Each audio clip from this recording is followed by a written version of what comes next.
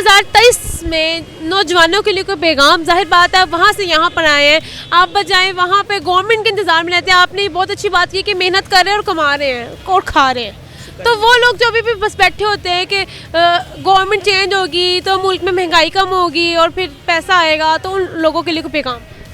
कोई किसी को नहीं देता, सिर्फ कैमरे को शो कराते गए, एक को दे दिया तो सबको पता चल जाता भाई इन्होंने पैसा बांटा है। उम्मीद तो ये है कि हम अल्लाह के मोहताज रहें बस। 2023 में गवर्नमेंट से किस तरह की उम्मीदें हैं? कोई उम्मीद नहीं है मुझे, तो हम अपनी मेहनत ही कर रहे हैं, अभी तक शौक से बेच रहे हैं। अच्छा, ये तो होगी थोड़ी सख्त किस्म की बातें, तल्ख किस्म की बातें। आप ज़रा हम दूसरी बात पर आते हैं, ये बताएं 2022 में ऐसे कौन से काम किए जिससे आपने तौबा कर लिया और 2023 में नहीं करेंगे? बस तौबा यही करेगी अल्लाह से, तौबा यही कि अल्लाह जो पहले हो चुका है उससे हमें माफ़ फरमा मालिक। किस तरह की चीज़ें जो आप छोड़ना चाह रहे हैं और 2023 में नहीं करनी है आपने? इंशाल्लाह कोशिश तो यही है कि मैं फ़नकार हूँ, टीवी फ़नकार भी हूँ, प्रोग्राम वगैरह करता हूँ। मेरा